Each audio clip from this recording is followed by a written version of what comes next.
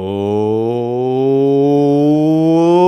welcome into the Russ Joy Show. I'm Russ Joy. You figured that out because you're smart. It's also the name of the show. Welcome in. Happy Monday. It's a very happy Monday. Why is it a happy Monday? Well, apparently we're going to get like 3 to 4 inches of rain.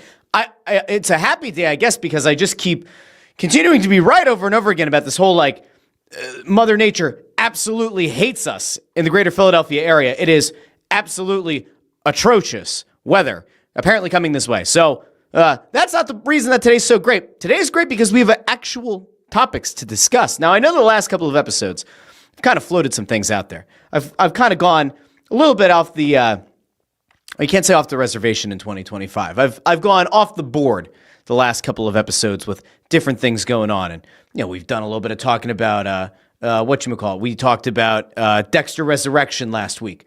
We talked about the idea of F1. We talked about Christian Horner getting sacked by Red Bull Racing. But today is a very Philly-centric show because there are actual Philadelphia news topics to talk about. Now, I will point out that at some point there is a non-zero chance that I will delve into my thoughts on what's going on in Philly Sports Talk Radio right now, because you may have missed this, right?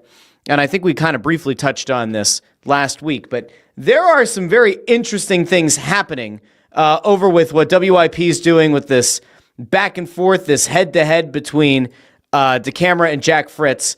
And then a little passive grenade was lobbed. Pulled the pin, tossed it in, and was waiting to see if there was going to be any shrapnel from the Fanatic, where Bill Colarulo seemed to kind of call that out a little bit on the side. So we might get to that a little bit later on in the week. Wednesday's show, I can tell you, is going to be interesting because when we do the show on Wednesday in the afternoon, the NHL schedule will have dropped. And so a lot of people have been clamoring for whatever reason. I'm not a huge schedule release guy, especially with the NHL, but a lot of people, a lot of Flyers fans have been getting very excited about what could happen, what could be with the Flyers. Again, I don't think it matters all that much, but I will happily dive into it on Wednesday because people have been asking. So we have that little bit of news and notes for Wednesday. I think I'll have a guest on later this week. I'm not positive. It'll be Wednesday or Friday is the thought. But a lot of stuff to get into. Of course, the MLB All-Star festivities getting underway. We're going to talk about that as well because a few Phillies stood up for some snubs on the team, namely Christopher Sanchez and Ranger Suarez. We'll get there in a little bit as well. We also have a lot of other stuff to get to because, my friends, woof. We got to start with some Jalen Hurts news, which we're going to get to. That is at the top of the show. That's where we have to lead. And then we'll get into some Phillies talk. Now, I know, and I see here, Amadeo saying that, Big Bet Bob and Anthony Sanfilippo are still doing their thing over on Phightin Words. But the unfortunate reality of things is they were supposed to start at 2. I don't know if they started directly at 2 or not, but I do know for a fact that they had a little bit of a later start, and those guys like to go. Now, they're excited about the Phillies. They're excited about the All-Star game. We'll talk about that a little bit later on in the show. But first, we're going to check out. We got Ford over here saying he's going to tune in. That has to get the kids from camp. What camp? Ford, you got to let me know what camp. We live close enough together. Interested in which camp's going on. Not a big camp family here. We're just not. Connor Buss says, good afternoon, Russ. Show recommendation if you want something funny and dumb, Broad City. Where can I find this show? I'll tell you, we definitely got into Tires Season 2. We are, I think, 5 episodes into Season 2 of Tires now.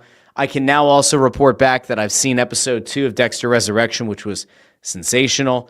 And boy, oh boy, they have kind of figured out a way with the second sequel to the original series to get a lot of juice out of the orange or whatever you want. Dexter Resurrection has been sensational, and I was wrong. Episode 3 drops this Sunday, so there's not even a week off. That's very exciting stuff. If you're a Dexter fan, you can let me know. If you came here with a recommendation for a show, you can also drop that in the comments. Now, I want to get to what is some of the biggest news of the day, because I kind of floated out there that there's this Jalen Hurts news, there's some Philly stuff, and then we had breaking news right as the show went underway. And I'm actually kind of half tempted to go there really quickly because it is interesting, and it includes some people that we've heard from at different points throughout the year, and I've brought up on the show throughout the year, and it's actually going to work really beautifully. You wait till you see the transition here, because FS1 has chosen to make some significant changes to their programming. That was gross. That was a sneeze. I muted myself, though, so that was good. Good on me. FS1 is making some significant changes to a bunch of the shows that are on their air. And so this first got reported over at The Athletic by Andrew Marchand, who's usually at the forefront of a lot of this news. Joy Taylor is out. She is out at Fox Sports. So we're going to actually, let's throw it there really quick. I'm in respect, I guess, out of respect for the paywall that is known as The Athletic vis-a-vis the New York Times. We won't show all of this story, but we are going to kind of dive into some of the details. Joy Taylor is out at Fox Sports as the network cancels 3 shows, which we're going to talk about here in a little bit. If you remember, there was quite the scandal earlier this year, right? Or was that the end of last year? I think it was earlier this year. I still can't believe it's like halfway through July. Feels like the year just started. But there was the scandal involving Joy Reid a few months ago, where there was this idea that there was somebody who was a higher up that maybe she was trying to get on the good side we'll say, and she may or may not have said some things that could have gotten her into a lot of hot water. And then there were some things about Emmanuel Acho, and there's some allegations there about the two of them, and it wasn't a great situation. And we broke it down on the show, in fairness, and we did a great job breaking it down on the show. But I will tell you, I am not surprised by this, because when that news broke, and again, you can go back to the podcast feed, or you can go to the Russ Joy Show YouTube channel. You can find the episode where I dove into all the allegations, and there were some really concerning things in there that Joy Reid allegedly said that it's not ideal. We're not rehashing it here, but I'm not surprised that she wasn't brought back to FS1. But there are 3 shows that are now effectively donezo. One of them we're actually going to cite on today's show, oddly enough. But the one that is the probably the biggest headline is Speak, which is a show that she's been hosting with Paul Pierce. And it's a show that also has featured Keyshawn Johnson. So that show is gone. A show called The Facility is also gone. We've talked about that show before. LaShawn McCoy has appeared on that show. That one is also done. And Craig Carton, who left a job at WFAN in New York to go and start this like morning show on FS1. It got rebranded at some point. I had no idea. That's like how out of it I've been on FS1. But his show now got canceled as well. So I'll just kind of hit some of the big notes here. But as I said, like Taylor co-hosted Speak with Keyshawn Johnson and Paul Pierce. Her contract was up, not renewed by Fox Sports. There's no clarity here on Keyshawn Johnson or Paul Pierce's status with Fox Sports, with FS1. If Paul Pierce's contract is up, is there a lot of value to keep him there? I don't know. Would NBC be interested in bringing in Paul Pierce? Could ESPN look to bring him back? I'm not sure. Keyshawn, I thought, was an interesting one here. And like maybe if Keyshawn, can he find a spot on one of the panels on Fox NFL Sunday? Could you find a role for him with college football? Can you find a role with him if you're one of the other networks that has rights to college football or to pro football? Like, could that happen? It remains to be seen. I'm not positive yet. But it's interesting. These are all interesting notes. Now, as this mentions, Colin Cowherd, The Herd, remains at noon. First Things First with Nick Wright, Chris Broussard. That show remains at 3 o'clock. They're probably going to do some more content in the place of the 3 shows that have been axed. But it is kind of an interesting shift. And Craig Carton's show getting axed is pretty wild. Will he go back to WFAN? No one seems to know. That show, if you remember, that network or radio station, it was kind of humming along for a good long while. It seemed a little bit surprising that he would have left that gig to go to FS1, but he chose to, and now it hasn't worked out. Other notable names who've been involved with the facility, which is now also canceled. Emmanuel Acho, who we talked about on the show. Chase Daniel, who had some of the worst commentary on the Eagles this past season. James Jones, LaShawn McCoy. Where do those guys go? Where do they end up? Are they going to try to build new programming around those guys? Who the hell knows? But it's interesting. And the reason that I bring up these shows is because we are actually going to cite a couple of them, because if nothing else, Fox Sports has figured out a way to give this show a little bit of context throughout the football season, because there have been some atrocious takes on your team, your town, your Philadelphia Eagles. And now I'm just realizing I didn't bring the comments up. Comments are going to go right here. So as you comment over on YouTube, Facebook, and X, if you click the video, go into Periscope mode, place your comments, it'll start showing up here. We have a bunch in, but it'll pick up from now on.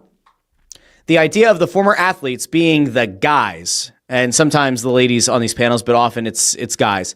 The former athlete being the crux and the focal point of these shows. Sometimes it works and sometimes it doesn't. You see guys like Dan Orlovsky, who played in the past, finding a lot of success on ESPN. We'll actually hear from him a little bit later on in the show as well. You have some guys who get themselves in a little bit of hot water. Ryan Clark has gotten himself into a couple of things in the last month or so that have been kind of questionable. Shannon Sharp, most notably, former player who got kind of embroiled in a scandal of sorts of his own. Pat McAfee has probably the biggest sports show, biggest daytime sports show in the country, former player. The whole show's built around him. But when you get into these studio setups, these studio shows where there's the one host and then 3 or 4 of these guys that try to, jockey back and forth, unfortunately, it feels like if you don't have the charisma or if you don't have the insight, you then have to kind of go to what's going to be the biggest take I can drop at any given time to then get a little bit of shine on the show, to get a little bit of spotlight on the show. And it's tricky because some of the guys that I rattled off, they're like, Emmanuel Acho has had a few good points sometimes, and then a lot of really dumb takes. Chase Daniel has just had some egregiously bad takes on the Eagles especially. I don't know why. LaShawn McCoy's been a little bit hit or miss. Will Fox look to figure out a way to keep those guys on and maybe try to build a show around them a little bit differently? Maybe. I just don't know what the... Fox Sports is in this weird thing, right? Colin Cowherd's show does well, right? Because it's a simulcast. It's got TV. It's got a radio component. He's still a very well-liked guy, well-respected guy. Not everybody loves him. Not everybody hates him. He certainly gets the conversation going. He's very good at what he does. I actually think he's the best one who does it at a national scale in that kind of role. Nick Wright figures out ways to get people talking about his show. There's a reason that show hasn't been taken off, and it's at 3 o'clock, which is an important time. It continues to work. These morning shows are not giving a good enough lead-in to Colin Cowherd, and then, after Cowherd's show, you go to Nick Wright's show. Those morning shows did not do a good enough job of building an audience throughout the morning to kind of lead into the herd. So then it makes sense as a network executive that you'd say, all right, you know what? Let's kind of shake this thing up a little bit. Let's try to change what these panels are. Maybe you're changing the dynamics. I don't think you're going to get into like an X's and O's kind of show with these guys. I don't know what they're going to do. But I don't blame Fox Sports for saying, all right, it doesn't work. You have to change it up. But there are a lot of big personalities, a lot of big names. Mark Schlereth, I guess is going to also be out there. Is he going to get kicked from the Breakfast Ball show that was formerly the Craig Carton show? Is he going to land somewhere? Who the hell knows? It's a weird time at FS1. It is. Like, do you guys remember when FS1 started? Because I do. I remember being in an apartment. I think it was right when I started teaching. I remember watching Crowd Goes Wild, because remember, it couldn't be The Crowd Goes Wild, because that was a show in Australia. It was Crowd Goes Wild, and Regis Philbin was the host. And I remember when FS1 switched. I think it actually started, the FS1 first show was Crowd Goes Wild. It was an afternoon show. There was like I forget what the channel prior to it was, but like the branding changed, and then it launched into this new afternoon show. And I remember sitting there being like, why the hell is Regis Philbin hosting a sports show? But it was actually kind of fun. That had, I guess Jason Gay was on that panel. What was her name? I'll figure it out. There were a few people on the panel that were like interesting, and they'd usually have like a comedian or somebody would come on, and it felt like a different take on a sports show. And it didn't ultimately end up working out, but it's fine. Colin Cowherd's kind of figured out a way to like make himself the guy at FS1. Nick Wright, to some extent, has kind of made himself an invaluable piece of that puzzle. Like, if Nick Wright's show were to get canceled and he lands on ESPN, like, what exactly is he going to do? It's going to be a lot of the same kind of, talking head segments. It's going to be the same kind of, like, round table discussion. I don't think anything's really going to change.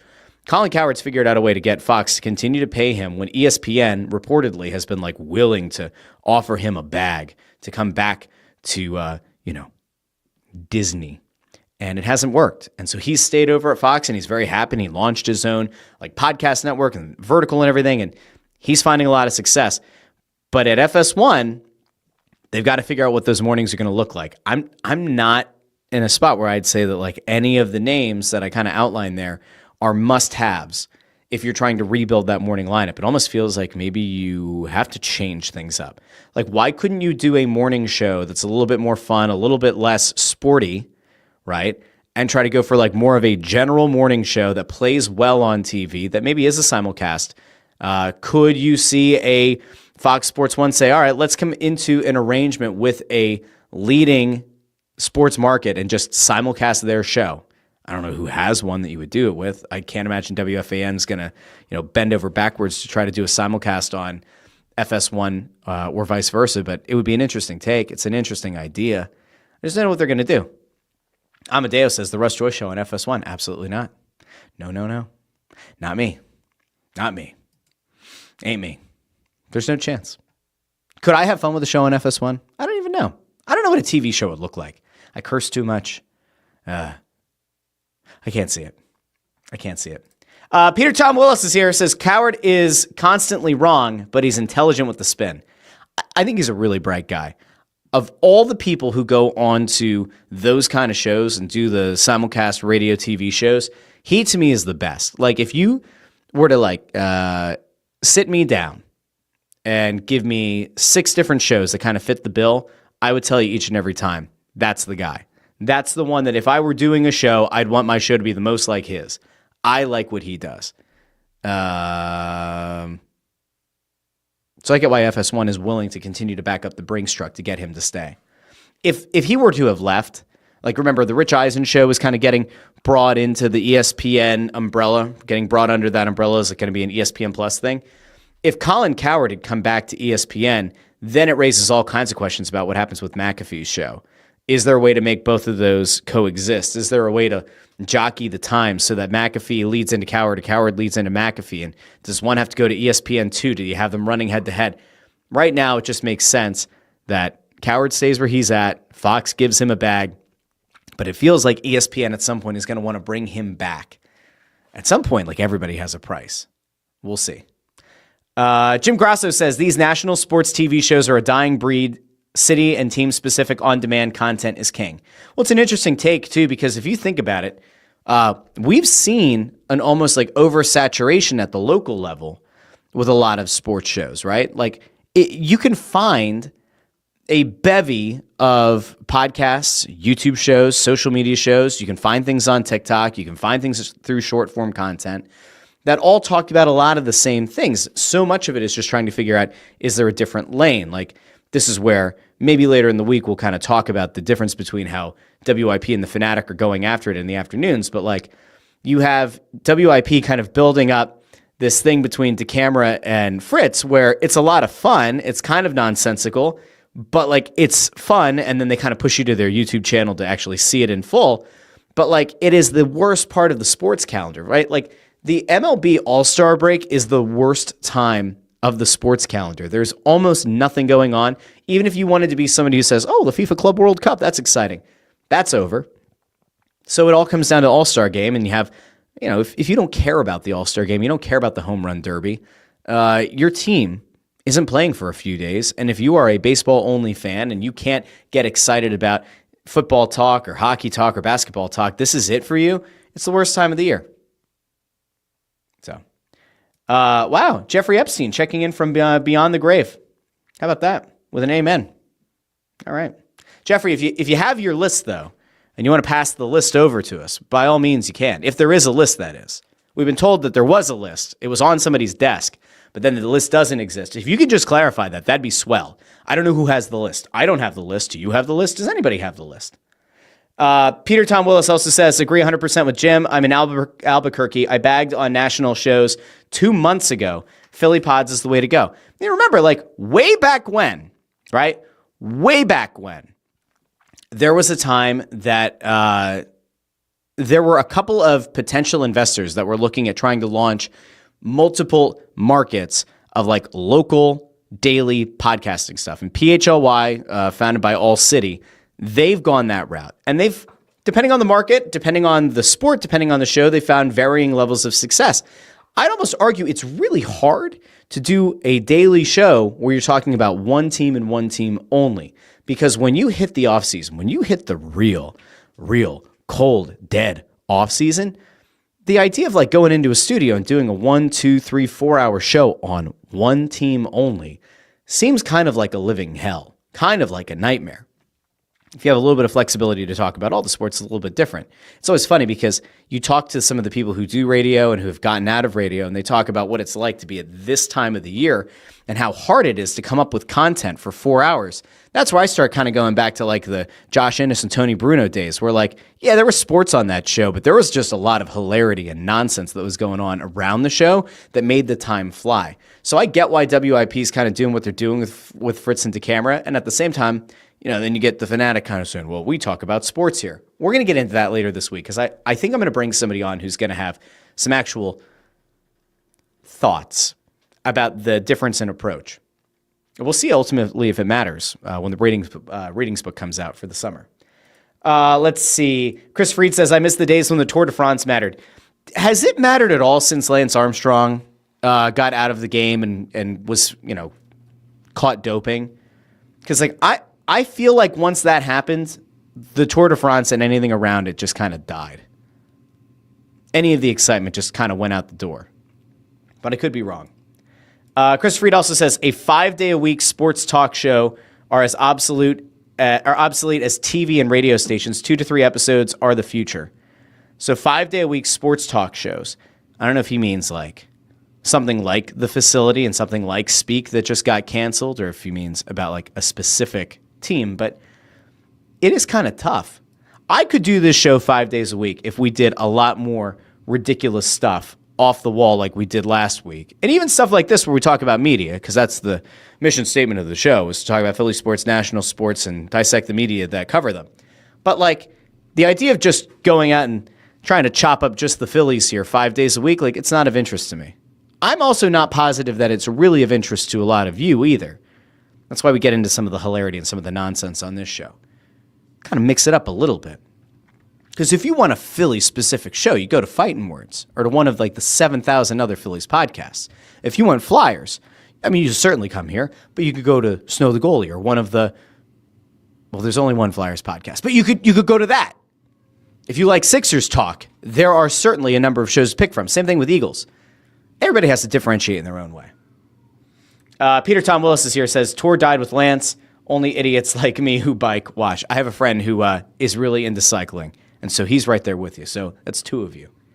Amadeo also says, still waiting for the Sheets review. I will tell you, I had somebody reach out to me not that long ago who apparently works for Sheets and has made a few promises to me that I am going to hold them to, and I am incredibly excited about. More on that if and when we get across the finish line with the Sheets getting built in Limerick Township, but it did get the approval. So I fully expect a Sheets, and I fully expect to do a review about that Sheets. Okay. Now, we started the show with a little bit of a media point and talking about the fine folks at FS1 and a few of the shows that got canceled, including The Facility. And it's funny because there was a list that was put out by ESPN, and this list was a survey of NFL executives, coaches, and scouts, not players, executives, coaches, and scouts. And it was really the biggest news of the day, at least in my mind, was where Jalen Hurts ended up, because it shouldn't totally come as a surprise, but boy, oh boy, Jalen Hurts got disrespected again. And now listen, I'm not here to just ride or die every day defending the honor of Jalen Hurts. But I will tell you that, like, when something just seems totally nonsensical and mostly bullshit, like, I'm going to call it as such. This list comes out from ESPN, and they have Jalen Hurts listed at number 9. And I cannot fathom how they got to Jalen Hurts being the 9th best quarterback in the league. And if you remember, we've kind of dissected these things before, where you have Joe Burrow really high up on these lists. You end up seeing guys like Jaden Daniels jump up high on a list. You see a Justin Herbert jump up high on a list. And so I want to kind of break this all down. Not that long ago, we got into one of these rankings, but I want to go to this one because this is the thing that I feel like finally kind of broke me and broke at least a few of the people that we're going to hear from. And I'm actually going to start with where the list first got discussed today, which was over with the folks over on Get Up. And so we have the beautiful dulcet tones of Dan Orlovsky, Peter Schrager, and Damian Woody.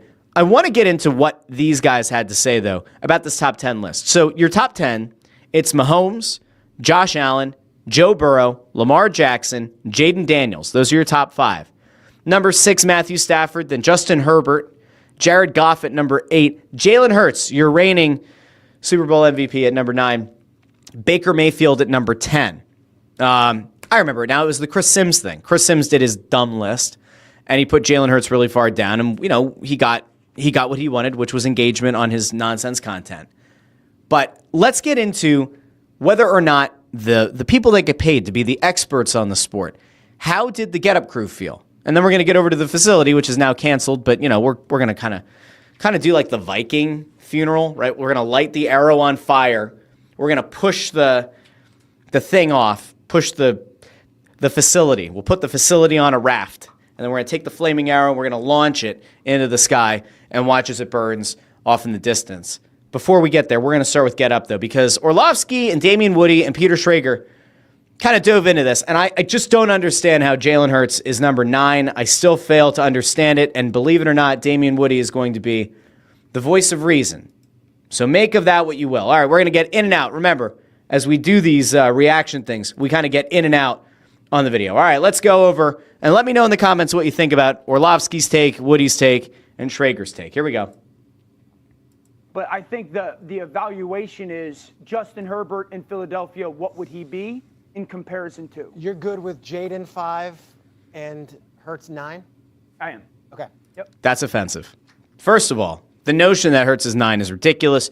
Jaden Daniels, really exciting quarterback. Everybody's thrilled for Washington that they have a young stud quarterback, and there's not a Mike Shanahan to send him back out in a playoff game and watch him shred his knee up twice. So, all right, Washington has that going for them. But Orlovsky says fine. Daniels at 5 is great. Hurts at number 9 is perfectly fine. But we had that kind of like whataboutism. We have that hypothetical. Oh, what would the Eagles look like with Justin Herbert? Would Justin Herbert be a significantly better quarterback by the numbers if he played in Philadelphia? And then what we'll eventually get to here is, well, would Hurts have actually been any good in a situation other than the Eagles? Let's keep going. Damian, what are your thoughts? When I first saw the list, 2 things jumped out at me. Lamar at 4 and Jalen Hurts at 9. It was the fact that I'm a guy. Would you bury yourself? I'm a guy. And Mike Singletary, what Mike Singletary said, I want winners. Yeah. Winning is important. So Damian Woody, good on him. Former Pat, Lion, and Jet, 2-time Super Bowl champ. Okay, we'll keep going. I want winners. Yes, is the infrastructure in Philadelphia great? Absolutely. But I also saw with my own 2 eyes with Jalen Hurts, this man outplayed Patrick Mahomes in 2 different Super Bowls. No question. Outplayed the number 1 guy on our list in 2 different Super Bowls. The biggest moment. A very important moment, by the way. When all the chips are down, when you are playing in the most important game in the number 1 viewed sport in this country, Jalen Hurts outplayed Patrick Mahomes twice. And yet somehow is number 9 on this list. Okay, we'll keep going. And the biggest moment. Lamar and Allen don't. When we talk about quarterbacks. By the way, I'm not positive, but I think this is an iPhone being used, and this is center stage. I'll explain it in a sec. We always talk about moments. So you want him to moments. be where? You want him to be where? You want him to be where? No, Why is it zooming on Schrager? He's not talking. It's because he moved. Maybe I'll put on, hold on, let me see. I could put on center stage here. We'll all get kind of wobbly. Hold on, here we go. Whoa, see that? See how the camera just started moving? Whoa, if we go over here, in theory it's supposed to follow me. It's not following me. Oh, hey, what's up? How you doing? But if I come back over here, it's going to follow me over here too. I don't understand like why it went to Schrager, but anyway, I'm turning this thing off. All right, here we go. Back over to the panel. No, I'm talking Justin Herbert. That was my one when I was looking at the list. Herbert looks good though. He looks good in shorts. If you're building them in the That is a hell of a backhanded compliment from Schrager, and it's accurate. Herbert looks great in shorts. Like when the games don't matter and you're just watching the guy sling the ball around, he looks great. Then he gets out on the field. The results aren't there. For as much as people want to make Justin Herbert like a top 5 quarterback, or in this case, a top 7 quarterback, like the the potential and the fitting the archetype of what people seem to think a successful multi-time Super Bowl winning quarterback is supposed to look like and have the skill set of, that has not yet resulted in a Super Bowl for Justin Herbert. Hasn't even really amounted to playoff success. We'll keep going. Lab, that's the guy you want. Okay, but that's the guy you want. Let's have a fair conversation. And Woody there is right. Of all the guys on the list, the one who looks the most like what you would build in a lab, again, the look, the strength, the size, the skill set, at least conceptually, the high upside, Herbert is he's your example. I mean, I think you can make a case that Burrow's pretty close to that. Allen has more of the legs than Herbert and Burrow both do. So if you count the legs against the quarterback, that he's not as much of a pocket passer because he's looking to use his legs. All right, I guess fine. But like Herbert is supposed to be the guy that's like your exemplar model. All right, we'll keep going. Oh shoot, I clicked the wrong thing. All right, well, let's keep going here. This is about it. That was my one when I was looking at the list. Herbert looks good, though. He looks good in shorts. If you're building him in the lab, that's the guy you want. Okay, but that's the guy you want. Let's have a fair conversation. Oh, we got two hands up from Orlovsky. Give me the 3 starting receivers in Los Angeles last year. So now we're counting.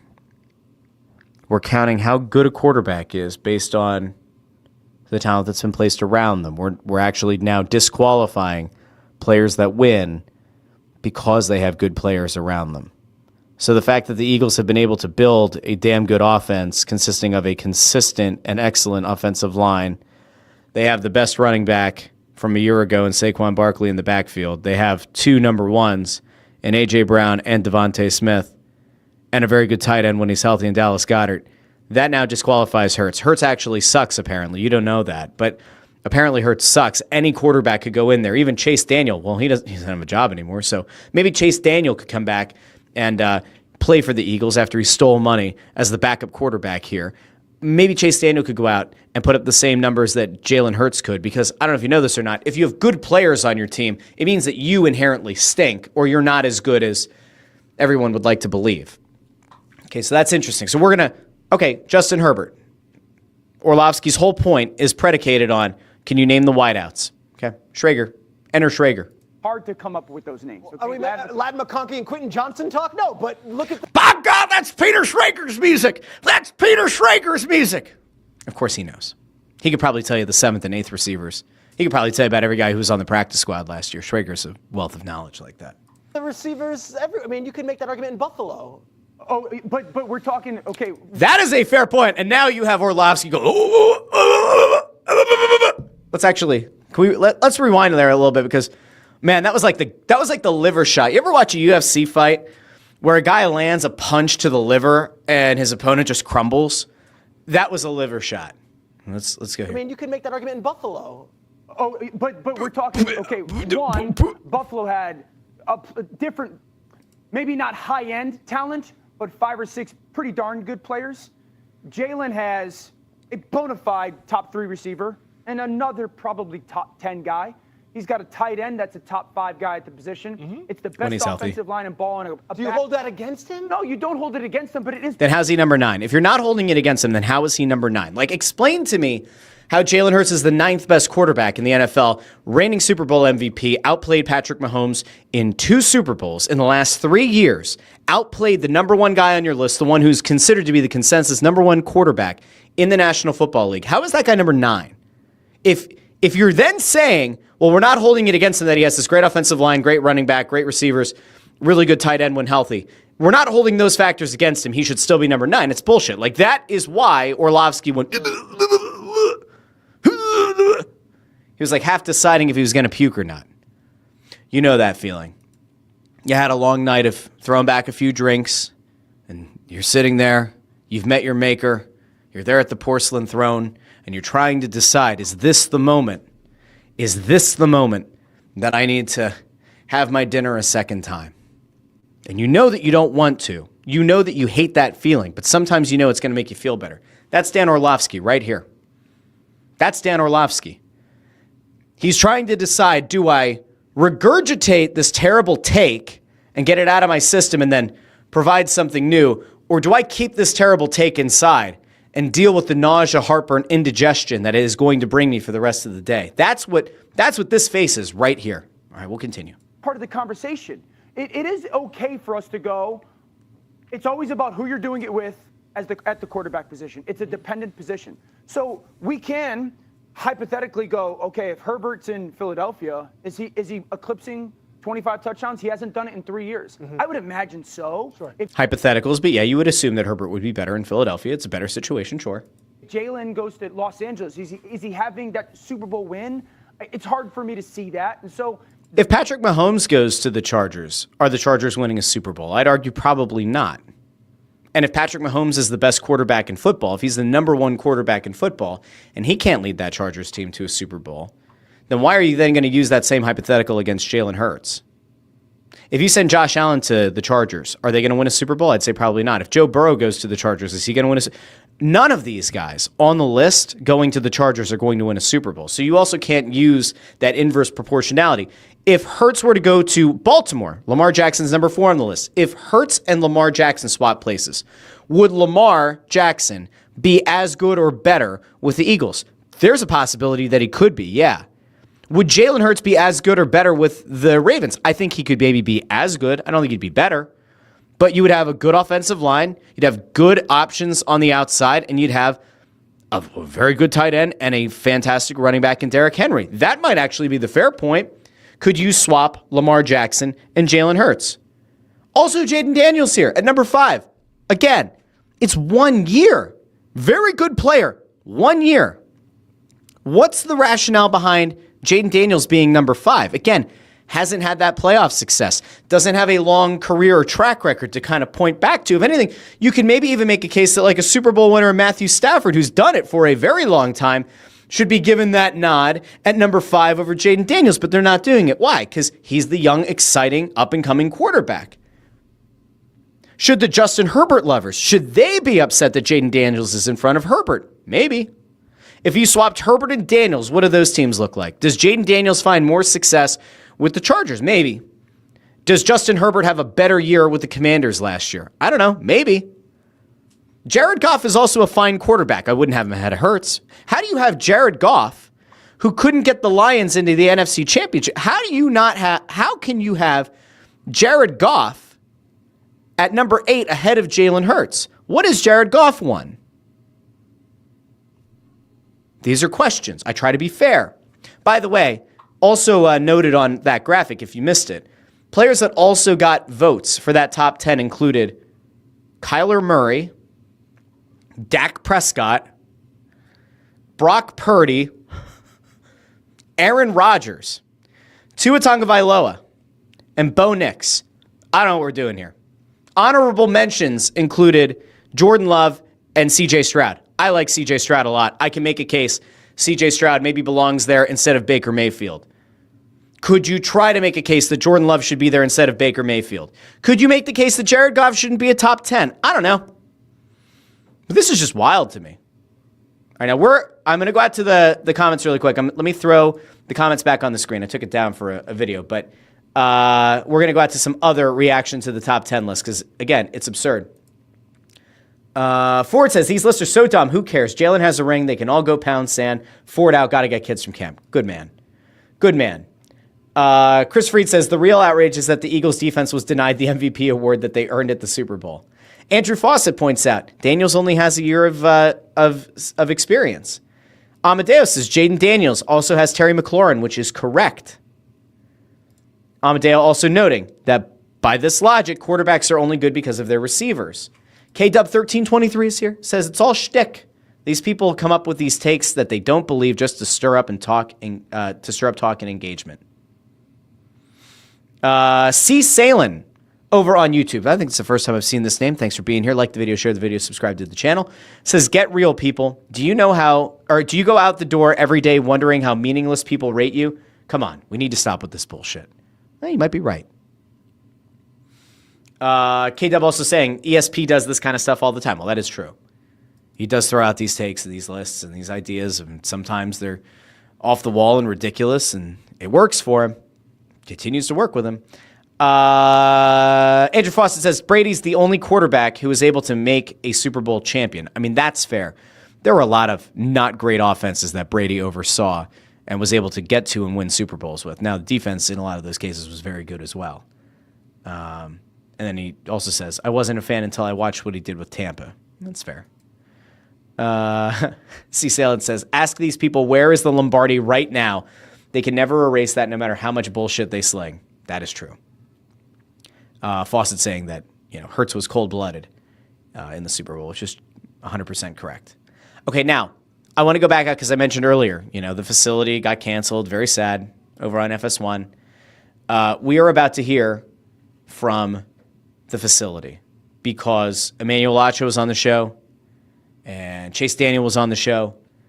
And for as much as we've gotten used to just hearing terrible takes from both Acho and Daniel, I do want to go over to them really quickly because maybe they'll surprise you. Maybe they will offer some insight into this top 10 list that'll make you say, you know what?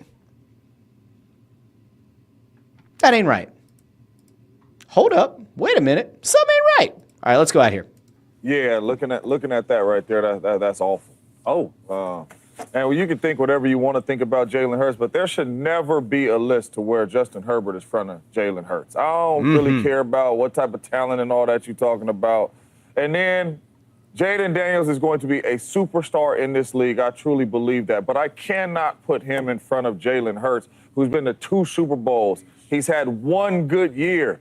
Do I think at the end of this, when it's all said and done, could he possibly be better? Yes, absolutely. But this is fair, by the way. This is fair. We're halfway through. This is a very fair take. There's no world in which Herbert should be ahead of Hurts. And given the fact that Daniels still might eclipse Hurts, he might end up being a better player. Maybe he wins more Super Bowls. It's only been 1 year versus 2 Super Bowl appearances, outplaying Patrick Mahomes twice, winning a Super Bowl MVP. Okay. Right now, as we're talking right now, after 1 year, no. And then I see Justin Herbert at 7, who hasn't won a playoff game. This boy been to more Super Bowls than you won playoff games. And we're talking about Justin Herbert's a better Damn, he's been to more Super Bowls than you've won playoff games. Ooh. quarterback to him. I cannot do that. I think this is disrespectful to Jalen Hurts right here. This is an awful list when you have Jalen Hurts at 9 and those 2 dudes in front of him. So I just want to note really quickly that before I mentioned the fact that Chase Daniel's there, Emmanuel Acho is there. Notice that the smartest take of the show came from neither of those guys. That was James Jones. And right now, we are going to do something as a collective group. We are going to give a roaring round of applause to James Jones for a little bit of decency, a little bit of honesty, and a damn good bit of analysis. Well done, James Jones. Good on you. I hope that even though the facility got canceled, I hope you have a job at FS1 or wherever you want to go, because that's damn good analysis. Maybe we'll bring you here to the Russ Joy Show one day. But great analysis. Now, there's always a yin and yang. There's always a balance that needs to be brought to the force. And that's where you enter, or at least you would think would enter Emmanuel Acho and Chase Daniel. But I might have something to tell you that is going to surprise you. Emmanuel Acho might have actually made some sense of his own. Oh, yeah. I know that you never thought it was going to happen. I know that there's that old adage about, a broken clock being right twice a day. Emmanuel Acho, what's up? How do you feel about the list? To me, it's absolutely asinine that Jalen Hurts isn't in the top 5, and I would suggest at minimum, bare minimum, top 6. And for me, it's... Wow! Hold on a second, ladies and gentlemen. Hold on. Hold on to something nearby. Hold on. Is there a handle wherever you're standing or sitting? If you are in the car listening to this in the podcast feed after the fact, please make sure that you have your 4-way flashers ready to go on if you're going to pull off to the side of the road, if you are watching on YouTube, if you are trying to stay out of trouble at work with a headphone in and your boss is walking around and you need to hide this. Try to hold all of this emotion in. Try not to screech or be absolutely shocked by what you just heard. Emmanuel Acho just made sense. Not only did he make sense, he made sense on what is presumably one of the last days of the facility being on FS1. So good on him for going out on a high note. He just made sense. Jalen Hurts should, at the very least, at the very worst, be number 6 on the list, which would mean you'd bump out Matthew Stafford, and maybe you'd bump out Jaden Daniels. I can't imagine that he would bump out Mahomes, Allen, Burrow, or Jackson. But the idea that Super Bowl winner, Super Bowl MVP, has to be top 6. Okay. I can see it. All right, we're going to keep going. Very simple. Jalen Hurts, he wins at a high clip, and I understand that winning and losing, you might suggest, isn't necessarily a quarterback stat, but yes, the Eagles are a good team. There have been a lot of good teams. The Niners in 23 were a really good team. Brock Purdy and that Niners team couldn't get it done. They lost to the Chiefs in the Super Bowl, year 24. The Baltimore Ravens in 2023 were a really good team. Number 1 defense in all. I'd argue the 2024 team was even better, right? When they had Derrick Henry added to the mix. It was an even better team. They didn't get it done. We'll continue. All of football. Lamar Jackson couldn't get it done at home in the AFC Championship game, losing to the Chiefs. So you can't just tell me, well, Jalen Hurts has such a good team. There have been a lot of good teams that fall short and been a lot of good teams where the quarterback isn't Super Bowl MVP. Ask Matthew Stafford and Cooper Kupp how that went when Matthew Stafford finally won. So Emmanuel Acho is essentially making a similar case to what Traeger and Damian Woody did before, which is you can't just hold the guy having a really good team around him as a reason to hold a quarterback down on these rankings. Okay. For me, I got Jalen Hurts at 5. And it's simple. And I want to show y'all just a simple reason as to why and metric as to why. Jalen Hurts, regular season All-Pro, he's checked that off. Super Bowl, he's checked that off. Correct. Super Bowl MVP, he's checked that off. Disregard Pat, disregard Lamar, disregard Josh Allen. Assume they're all better than Jalen Hurts. Fine. I kind of figured that's where he was going to go. Rule those guys out. They stay. And I think most people would agree. They have to be in the top 5. They have something Hurts doesn't have, a regular season MVP. But Jaden Daniels, you ain't got no All-Pros. You ain't got no Super Bowl appearances. You definitely ain't got no Super Bowl MVPs. Justin Herbert, just stop. You have nothing that Jalen Hurts has except a 6'5" stature. Jared Goff, at least you've been to a Super Bowl, but you ain't got no All-Pros. You have no Super Bowl win nor Super Bowl MVP. And Joe Burrow, you don't got an All-Pro, a regular season MVP, a Super Bowl win or a Super Bowl MVP. So how can you list any of these? All of that's fair. Quarterbacks ahead of Jalen Hurts? If you're just talking about who throws the ball best from the pocket, different conversation, a conversation I can concede to. But if you're talking about best thrower from the pocket is certainly not what this list was. who's the best quarterback, Jalen Hurts is better than all of those quarterbacks. If you want to suggest Joe Burrow, I will listen to that conversation, obviously. Wow. Emmanuel Acho made sense in the first 10 seconds of what he had to say. And then typically you would think, he's going to step in it at some point. He typically does. And you think, all right, Emmanuel Acho is definitely going to step in some shit here very soon. He just went for about 2 minutes, and he was right on everything across the board. And that is how we know the world is soon about to end. That has to be a signal. I don't remember how many horsemen there were that rode into the apocalypse, but I'm pretty sure that if Emmanuel Acho is going to start making sense, the end of the world is nigh. Okay, so we have that. So Jalen Hurts, number 9 on the list. I have not seen a person yet drop anything in the comments that would say he should be at number 9. I guarantee that when video guy Amadeo clips all this stuff up and puts it on TikTok and Instagram Reels and YouTube Shorts, when it all goes out, I guarantee there are going to be some people that are going to argue in a very fervent manner for Justin Herbert remaining where he was and Jaden Daniels being 5 and Joe Burrow somehow being 3. I know that it's going to happen, but we'll see if anybody makes a compelling argument for why. And that's typically what happens the most with these lists. Your hyper-local audiences will defend their own player. There's an inability to kind of see the forest for the trees. But when it gets to social media and it gets to short-form content, it's going to be hilarious watching the infighting because it happens every time. Jalen Hurts should not be number 9 on the list. That is absurd. We're going to continue moving on. You've probably seen this. You had to have seen it. We're going to touch on something really quick because the Phillies are making a little bit of noise at the MLB draft. Just a little bit, not a ton. Nothing crazy is happening yet. Nothing crazy is happening across the board at this point. But the Phillies did something on Sunday that caught the attention of the baseball world, and they kept it going today, where they got maybe the best value pick. Now, they started off the draft taking Gage Wood, and Gage Wood is a guy who threw a no-hitter. He's a guy who a lot of people, for whatever reason, seem to believe is going to somehow end up in the Phillies bullpen in October. I can't imagine that it's going to happen, but weirder things have happened. Earlier this summer, June 16th, Gage Wood struck out 19 batters and threw a no-hitter. And so now everybody's going, all right, you have this bona fide stud who's going to make his way to the Phillies, and can they convert him from being a starter to a reliever and take what is some truly great stuff? I think it was his whiff percentage, right? Opposing batters' whiff percentage was around 46% against Gage Wood on the fastball versus 18% or something whiff percentage across college baseball. It's a wild number. So there's something about that fastball that's special. There have also been these things thrown out that he's got a little bit more to his game than you might expect. Does he have the mental makeup? Does he have the ability to step in right away and be a contributor in a bullpen that absolutely, desperately needs it? It's possible.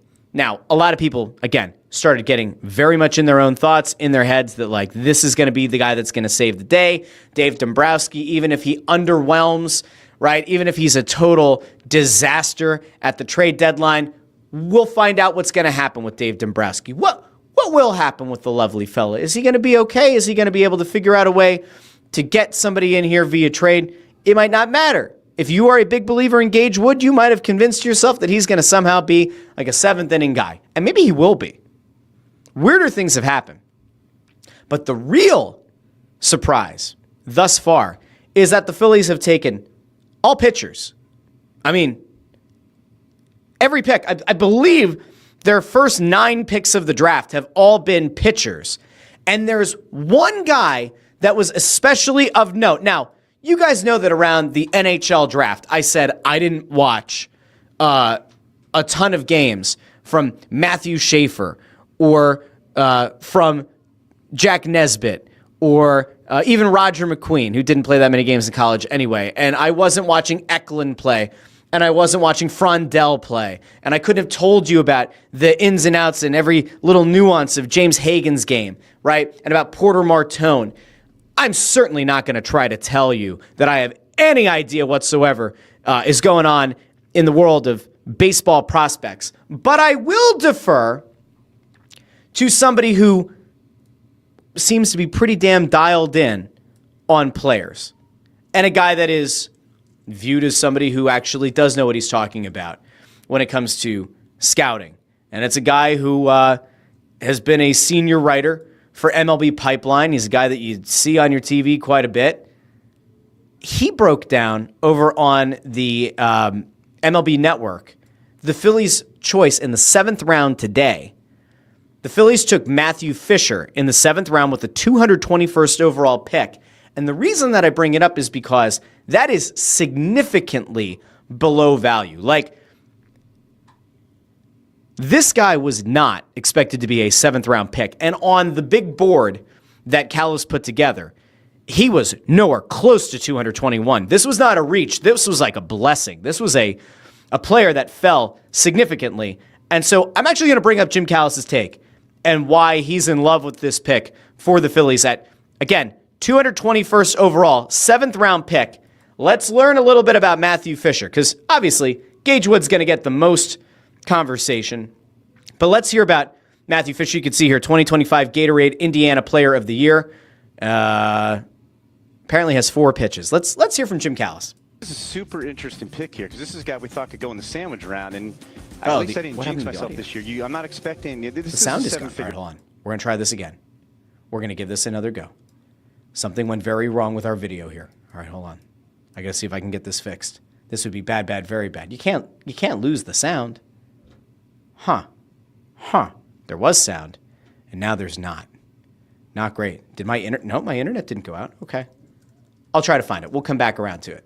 The long and the short of it is that, the sound was working according to Amadeo. Okay, well, then I'll pull it up. You guys can hear it. I can't hear it. I don't know why I've lost the ability to hear the audio, but okay, we'll bring it up over on the show. Hold on.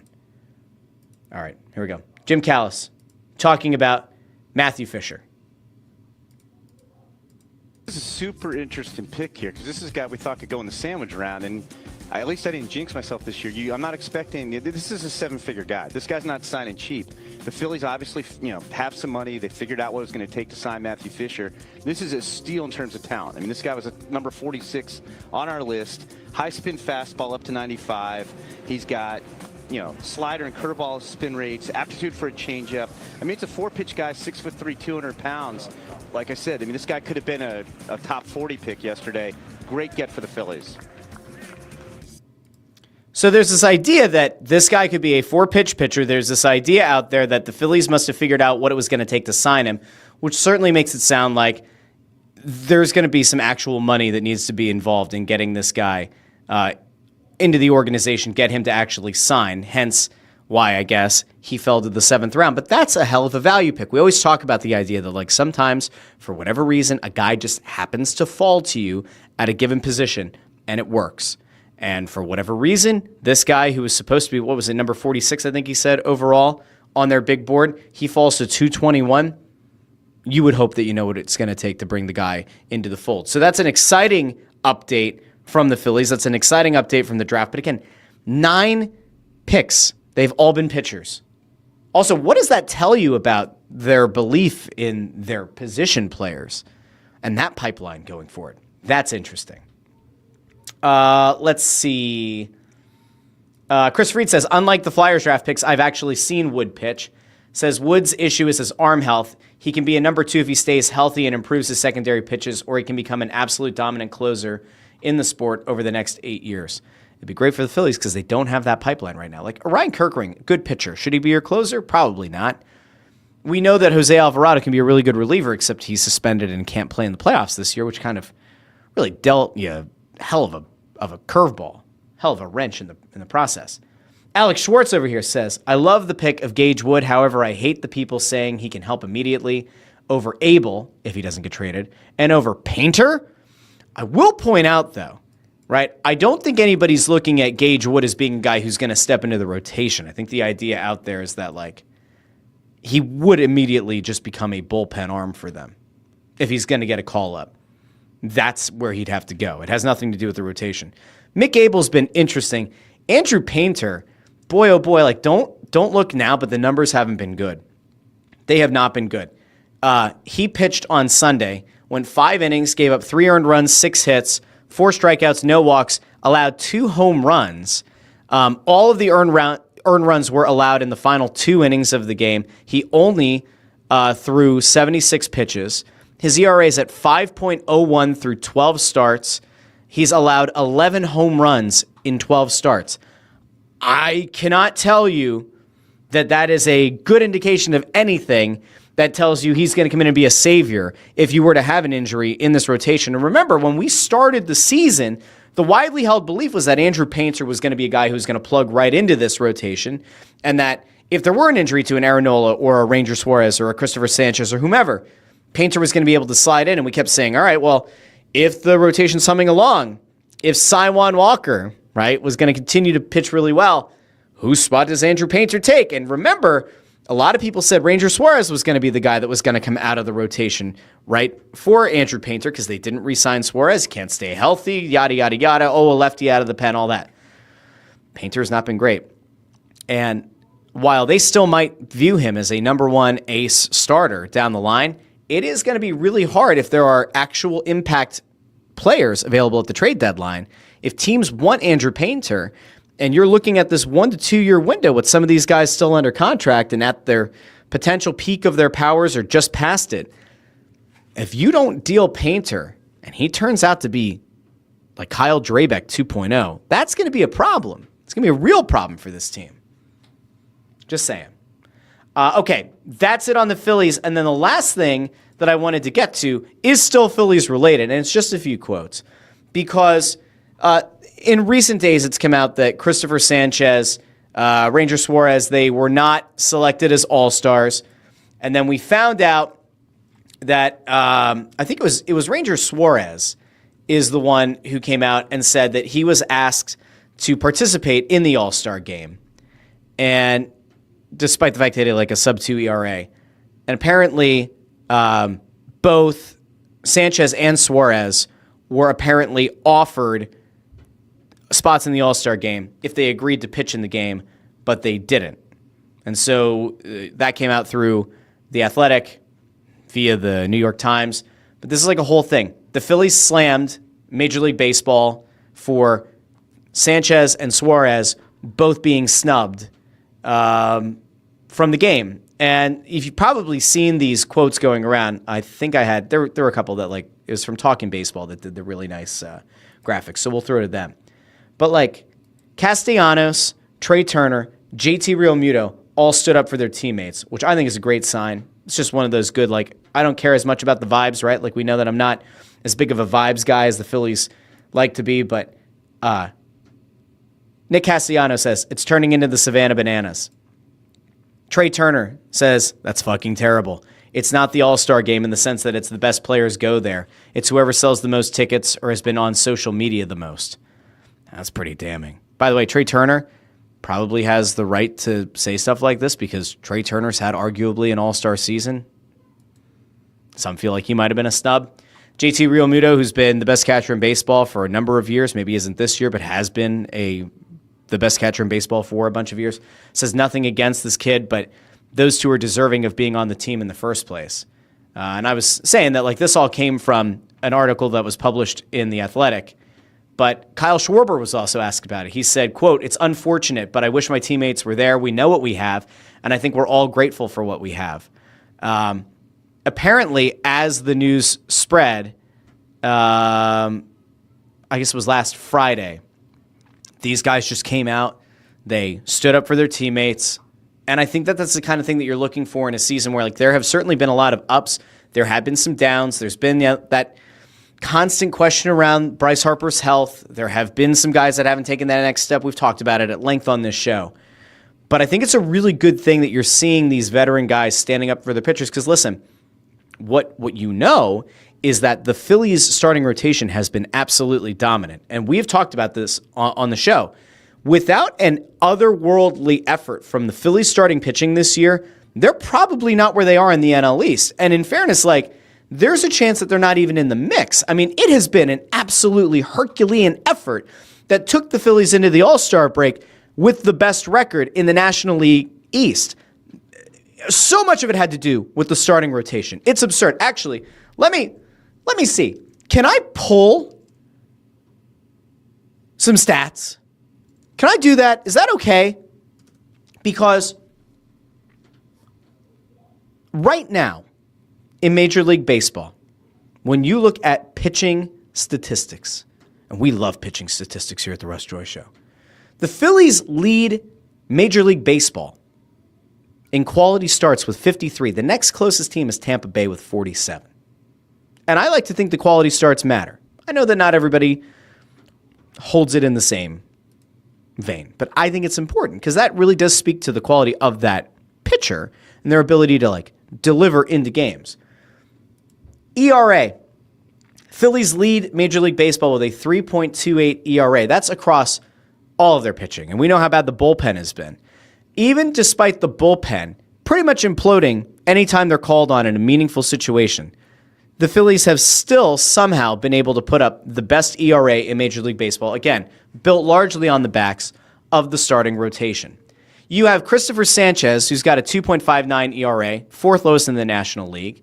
Had 107 and 2/3 innings as of the post being written, the story being written, which was 12th in the National League, 6th in WAR among NL starters.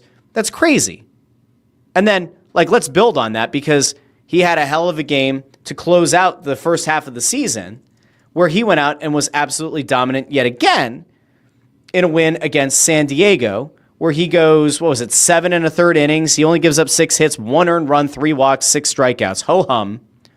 Another 7+ inning outing from Christopher Sanchez, and he's not an all-star. And Ranger Suarez, not an all-star. But it was important to note, and it was in the story at The Athletic, that the league apparently offered Christopher Sanchez an all-star spot if he agreed to waive the restrictions and make himself available for an inning 2 days after his start, according to one Major League source. Sanchez declined. Major League Baseball told the Phillies a replacement player can only be named to an all-star roster if he agrees to pitch in the game. Sanchez's agent disputed that version of events, saying he is willing to pitch no matter what. And then Turner said, if he's not an all-star, then no one is. So there you go. That's pretty wild. And again, mind you, Ranger Suarez has been pretty damn good. He's been sensational. I mean, on Friday, gave up 3 runs in 6 2/3 innings. That's not bad. He has a 1.94 ERA. What are we doing here? What are we doing? If Sanchez and Suarez aren't starters, legitimately, if they're not all stars, what exactly are we doing? What is Major League Baseball doing? It's the best rotation in baseball. They have one representative. They have Zach Wheeler, who is incredible. One representative as a starting pitcher in the All-Star game with the best ERA in baseball, which has, in fairness, been impacted in a pretty big way by an abhorrent effort by the bullpen this year. One starter made the team. One starting pitcher made the All-Star team. It's nonsense. Absolute nonsense. Now, we will be back on Wednesday, and we'll be back on Friday, and we'll get into more and more of this. I would be interested in knowing, and you can certainly drop this in the regular comments section below the video, or you can leave a review over on Apple Podcasts, or you can leave a 5-star rating there or on Spotify. Let me know. Are you excited for the All-Star game? Because I'm not. I should be. I probably should be excited about it, but it doesn't have the juice this year. And I don't know why. I don't know if it's because Kyle Schwarber's not participating in the home run derby. I don't know if that being kind of like the lead into the All-Star game, if that's why. I don't know if it's because it feels like the Phillies should have had more representation at the All-Star game. But I just don't care this year. I had people texting me this morning, who do you think's going to win the home run derby? I'm like, I don't care. Sleep. I'll probably go to sleep. I'll watch it on the DVR tomorrow. One thing that I do hate about the home run derby is all the commercials. And I get why there are so many commercials, but I hate it. I'll watch it on DVR. I can stay off Twitter long enough to not have it spoiled. But there's I don't care. Now, you guys might end up seeing me live tweet about the home run derby because I'm a sucker for that kind of stuff, and maybe I'll end up watching it. But the All-Star game itself, I couldn't care less. I really couldn't. I just hope that anybody who goes and represents the Phillies doesn't get hurt. That's all I care. That's it. Alex Schwartz says, I feel like without the daycare shenanigans, it seems like they're not serious about the baseball they're playing. These comments give me the hope that this team wants to fight.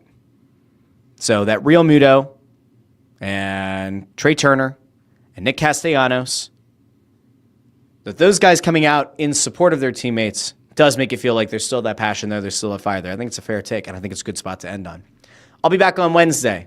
We'll recap the All-Star game and the home run derby. We'll talk about the NHL schedule release. We'll get into anything else. If anything and everything else happens in Philadelphia sports, national sports, anything with the media, we'll dissect all of it. Maybe we'll get some more news on what's happening with FS1 in those morning shows. But until then, you can find the show on YouTube, Facebook, and X live every Monday, Wednesday, and Friday. You can certainly subscribe wherever you get your podcasts, Apple Podcasts, Spotify, Pandora, Amazon Music, wherever you get your podcasts. You can find short-form versions of this content on TikTok, on Instagram, on YouTube. Pretty much anywhere that there's short-form content, you will find my mug and this coiffed hair or whatever it's doing on any given day. You'll find it in your favorite social media feed. It'll be there. Do us a favor, though. Hit the like on that stuff. It does help. And with this video on YouTube, like the video, share the video, subscribe, ring the bell so you get notified whenever the show goes live. I'll talk to all of you on a wonderful Wednesday, but until then, try to stay dry in this storm. Have a marvelous Monday. I've been Russ Joy. This has been the Russ Joy Show, but you knew that already because you're smart, and it's also the name of the show. Have a great Monday, everybody. I'll talk to you Wednesday here on the Russ Joy Show. Bye now.